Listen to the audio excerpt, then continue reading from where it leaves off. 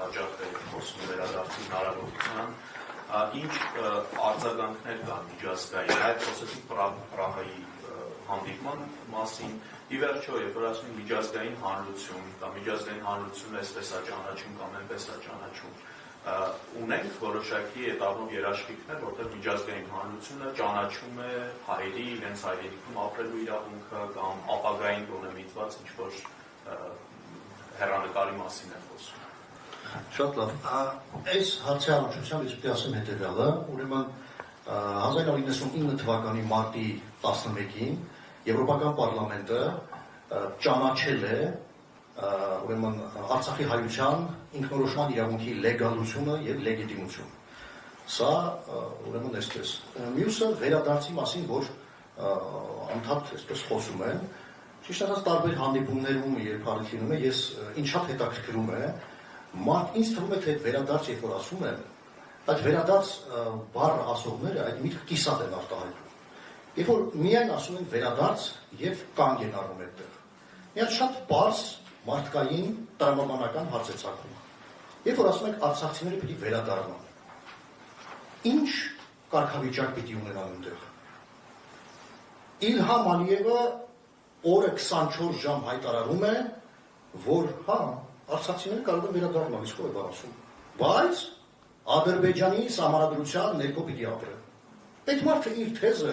ընդունելի է մեզ համար, վատ է, լավ է, ասում է հստակ։ Մեր կողմից, ինչպես որ նախորդ 35 տարիների ընթացքում վարվել է անհասկանալի, պարտվողական, թույլ, զիջողական քաղաքականություն, շարունակվում է իրականացվել։ Ի հեճուկս նրա, որ հայկական կողմը իր դիվանագիտական թղթածրարում ունի շատ ավելի զորեր փաստեր ու փաստարկներ։ Վերադարձի առումով միջազգային հանրության մոտեցումը որն է։ Ուրեմն 2022 թվականի փետրվարի 8-ին եւ 2022 թվականի հունիսի ներողություն, փետրվարի 17-ին եւ հունիսի 8-ին Եվրոպական պարլամենտը ընդունել է երկու բանաձև, որտեղ արձանագրել է, որ առաջինը կոնֆլիկտը կարգավորված չէ, երկրորդ ԵԱՀԿ Մինսկի խումբը մնում է այս հակամարտության կարգավորման միջազգայինորեն ճանաչված միակ ձևաչափը եւ կոչ է արել վերադառնալ իր միջնորդական դերին։ Մյուսը 2023 թվականի հոկտեմբերի 12-ին Եվրոպայի խորհրդի խորհրդանական վեհաժողովը ընդունել է բանաձև հումանիտար իրավիճակը Լեռնային Ղարաբաղում։ Իշարած բազմաթիվ հայանպաստ ձևակերպումների, որից Ադրբեջանի վարչակազմը հիստերիայի մեջ ընկավ, այնտեղ կար նաև մի շատ կարևոր շեշտադրում։ Ուժի կիրառման հետևանքով Արցախի հայության բռնագաղթը իր նախնիների հայրենիքից չպետք է համարվի որպես նոր իրականություն։ Ես գրեթե բառացի մեջ բերեցի այդ բանաձևից։ Միջազգային հանրության անդամ առանձին երկրները նույնպես համարում են, որ կոնֆլիկտը չի կարգավորվել եւ նաեւ, որ Արցախի հայությունը պիտի վերադառնա իր հայրենիք։ Ում մասին է խոսքը։ Մասնավորապես 2024 թվականի դեկտեմբեր ամսին Շվեյցարիայի համադաշնության օրենսդիր մարմնի ստորին պալատը, իսկ 2025 թվականի մարտ ամսին Շվեյցարիայի համադաշնության պարլամենտի վերին պալատը ընդունել են համապատասխան բանաձևեր։ Բայց գիտեք ինչ, ես նաև ուզում եմ այս ամենի հետ միաժամանակ ասել հետևյալը։ Բանաձևեր, բայց այդ բանաձևերը խոսեցնել, ծառայեցնելը ոչ շվեյցարացին, ոչ ռուսը, ոչ ամերիկացին, ոչ որևէ ազգ, որևէ պետություն մեզ համար չի անել։ Մենք պիտի գիտակցենք, որ այդ ամենը պիտի կապիտալիզացնենք, այսինքն միջազգային իրավական ակտերը, որոնք ընդունվում են իշահ մեզ, մենք ինքներս։ Բայց այսօր Հայաստանի վարչակազմը վարում է բացեիբաց արցախատիաց քաղաքականություն։ Հիմա այս վարչակազմը ինչպես կարող է այս բանաձևերը ծառայեցնել իշահ Արցախի հայության վերադարձին։ Այս մարդիկ նույնիսկ իրենց կառավարման պաշտոնավարման օրոք ընդունված փաստաթղթերում ամրագրված պարտավորություններ չեն կատարում մասնավորապես Արցախի հանրապետության առնչությամբ։ Ազգային անվտանգության ռազմավարություն ընդունվել է 2020 թվականի հուլիսին։ Քաղաքացիական պայմանագիր կուսակցության նախընտրական ծրագիր, որը հիմք է հանդիսացել կառավարության 21-ից 26 թվականների ուրեմն գործունեության ծրագիրը մշակելու համար։ Այս մարդիկ սրուցից հրաժարվել են։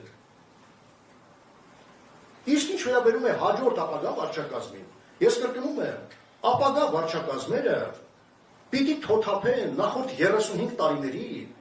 ըստ որում թե Արցախի հանրապետության եւ թե Հայաստանի հանրապետության բոլոր վարչակազմերի վախվորած թույլ քաղաքականության այսպես վարման այս մտայնությունը։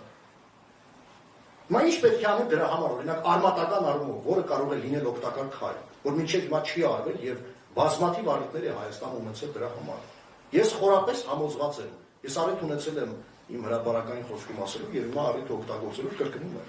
Հայաստանի Հանրապետությունը պիտի ճանաչեր Արցախի Հանրապետության անկախությունը։ Բայց չի ճանաչել։ Հիանալի 6 առնվազն 6 հիանալի հնարավորություններ ունենալով։ Հիմա մենք ումից ենք դժգոհում։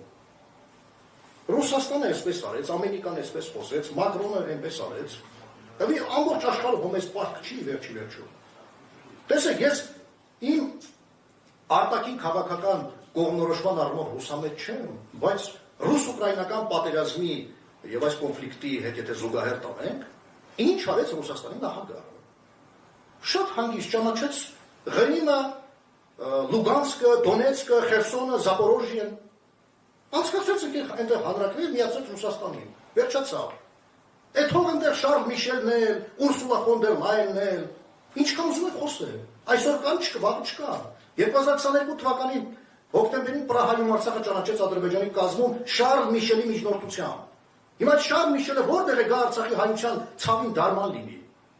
Տուն տեղ կորցրած, ամեն ինչ կորցրած, մարդիկ խաղաղ պայմաններում ուղղակի կաթվածից մահանում է։ Դուք ինքներդ էլ դա շատ լավ գիտեք։ Բազմաթիվ Արցախի մեր հայրենակիցներ ուղղակի մահանում են։ Սրտի կանգեր են ունենում մարդիկ, չեն կարողանում դիմանալ այս վիճակին։ Եվ սա դիմանալու վիճակ չէ։ Հիմա որտեղ են այդ Շարլ Միշելները։ Վաղն էլ չեն լինելու, մյուսօրն էլ չեն լինելու։ Քանի մենք չենք իրականացրել այն ինչ որ բխում է մեր շահերից։ Իսկ դրա համար պիտի ունենալ հայրենատեր վարչակազմ։ Պետական ազգային շահերը սպասարկելու հետագիծ ունեցող վարչակազմ։ Այսքանը։